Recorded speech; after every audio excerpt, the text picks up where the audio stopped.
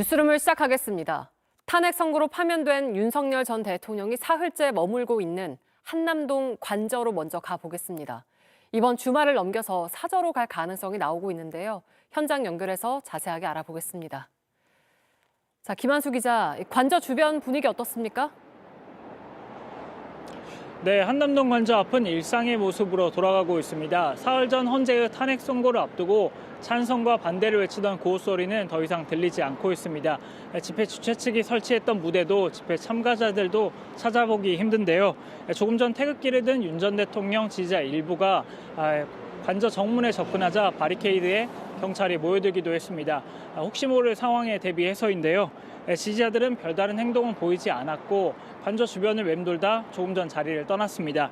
이외에 오늘 한남동 관저 앞에서 별다른 대규모 집회는 열리지 않았습니다. 네, 윤석열 전 대통령은 관저에서 언제쯤 나올 걸로 보이나요? 네, 이곳에선 별다른 움직임은 보이지 않고 있습니다. 다만 윤 전 대통령 측은 현재 사저로 옮길 준비를 하고 있는 것으로 알려졌습니다. 취임 전 머물던 서초동 사저로 옮길지 아니면 또 다른 장소일지조차 제대로 알려지진 않았는데요. 저희가 오늘 경호처와 윤 전 대통령 대리인단의 퇴거 계획을 물어봤었는데 별다른 통보를 받은 바는 없다고 답했습니다. 다만 파면 뒤에도 윤 전 대통령에 대한 경호는 유지되는 만큼 사저 예정지에 경호 대책을 세우고 있는 것으로 보입니다. 박근혜 전 대통령의 경우 파면 선고 이후 약 56시간이 지나 삼성동 사저로 옮겼습니다. 당시가 일요일 오후 6시 30분쯤이었는데 지금 딱 이 시간 사저로 옮긴 겁니다. 다시 말해 윤 전 대통령은 박 전 대통령보다 파면 이후 관저에 머문 시간이 더 오래 걸린 셈입니다. 민주당은 오늘 논평을 통해 사과도 없이 관저에서 머물면서 국민의힘 측의 대선 승리를 운운하고 있다고 이렇게 비판했습니다. 지금까지 한남동 관저 앞에서 JTBC 김한수입니다. 국민의힘은 윤 전 대통령 파면 이틀 만에 대선 모드에 돌입했습니다. 지도부는 중진 의원들과 만나고 의원총회를 연 뒤 내일 곧바로 선거관리위원회를 발족시키기로 했습니다. 여권 대선 주자 잠룡들은 본격적으로 대선 준비에 나서고 있습니다. 최연수 기자입니다. 국민의힘은 대통령 파면 이후 빠르게 조기 대선 체제로 들어가는 모습입니다. 조기 대선 등에 어떻게 대응할지 논의하기 위해 오늘 지도부는 곧장 14명의 사선 의원들을 만났습니다. 우리 지지층들을 좀 다독이고 위로하고 같이 모시고 가는 길, 그리고 또 대선을 위해서는 중도층의 마음을 좀 돌려서 확장하는 일. 당내 경선을 위한 선관위원장 임명을 지도부에 일임하겠다는 입장도 내놨습니다. 지도부는 이어 의원총회를 열고 당내 의견을 수렴한 결과 내일 비대위에서 선관위를 추인하고 발족시키기로 했습니다. 국민의힘 내부에선 윤 전 대통령에 대한 파면에도 더불어민주당 이재명 대표와 겨뤄볼 수 있다는 관측도 나옵니다. 2달 후면 대선입니다. 시간은 촉박하지만 절대로 물러설 수 없고 져서는 안 될 선거입니다. 여권 대선 주자들 가운데선 홍준표 대구시장이 가장 발빠르게 움직이고 있습니다. 내일 책 출간을 시작으로 본격 대선 행보에 나섭니다. 안철수 의원도 이번 주 중반쯤 선거 캠프를 꾸려 출마 선언을 하겠다고 밝혔는데 한동훈 전 대표와 그동안 대선 언급을 피해온 김문수 고용노동부 장관 등 많게는 10여 명의 주자들이 나설 것이라는 관측이 나옵니다. JTBC 최연수입니다. 한덕수 대통령 권한대행이 모레 열릴 국무회의에서 대통령 선거일을 정할 것으로 예상되는 가운데 이재명 민주당 대표도 그 즈음 당대표직에서 물러나 본격적인 대선 준비에 들어갈 것으로 보입니다. 이승환 기자입니다.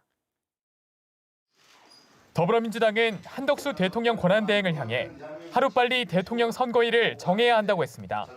한덕수 권한대행은 조속히 대통령 선거일을 공고하고 정적 중립을 선언해야 합니다. 정적 고려 없이 안정적이고 예측 가능한 조기 대선을 준비해야 될 것입니다. 한 권한대행을 압박하는 법안도 발의했습니다. 대통령 파면 이후 권한대행이 4일 이내 선거일을 공고하지 않으면 중앙선거관리위원장이 3일 이내 선거일을 발표하도록 하는 선거법 개정안을 내놓은 겁니다. 내부적으론 한 권한대행이 8일 국무회의에서 선거일을 정할 것으로 보고 이재명 민주당 대표도 이에 맞춰 당 대표직 사퇴를 발표한다는 구상입니다. 이후 박찬대 원내대표가 당대표를 겸해 당내 경선을 관리하면서 본격적인 대선 국면으로 들어가게 됩니다. 비명계 대권주자 중에선 김두관 전 의원이 내일 대선 출마를 예고한 가운데 옛 친문계 지원을 받는 김경수 전 경남지사와 김동연 경기지사도 조만간 출마 의사를 밝힐 것으로 보입니다. 박용진 전 의원은 불출마를 선언했습니다. 이런 가운데 조국혁신당은 야권 전체가 참여하는 완전 국민 경선, 오픈 프라이머리 참여를 거듭 제안했습니다. 2017년 대통령 탄핵 이후 일시적인 촛불 연합을 안정적 다수 연합으로 전환했어야 했습니다. 그랬더라면 내란 세력의 출현은 없었을 것입니다. 이에 대해 민주당은 당내에서 논의된 바 없다며 사실상 거절 입장을 밝혔습니다. JTBC 이승환입니다. 네, 이런 가운데 우원식 국회의장은 오늘 기자회견을 열고 대통령 선거 일에 개헌 국민투표를 동시에 하자고 제안했습니다. 2달 남짓 남은 대선까지 실현 가능성이 있는지 박사라 기자가 취재했습니다. 우원식 국회의장은 긴급 기자회견에서 오는 대통령 선거 일에 개헌을 위한 국민투표를 동시에 시행하자고 제안했습니다. 기한 내에 합의할 수 있는 만큼 하되 가장 어려운 권력구조 개편은 이번 기회에 꼭 하자는 것입니다. 부족한 내용은 내년 지방선거와 함께 2차 개헌으로 추진할 수 있을 것입니다. 윤석열 대통령 파면을 계기로 4년 중임제 등을 도입해 그동안 대통령에게 집중돼 왔던 권력 구조를 분산하자는 취지로 해석됩니다. 개헌을 위해선 국회 재적의원 3분의 2 이상 찬성이 필요한데 각 정당 지도부와도 이미 공감대가 이루어졌다고 했습니다.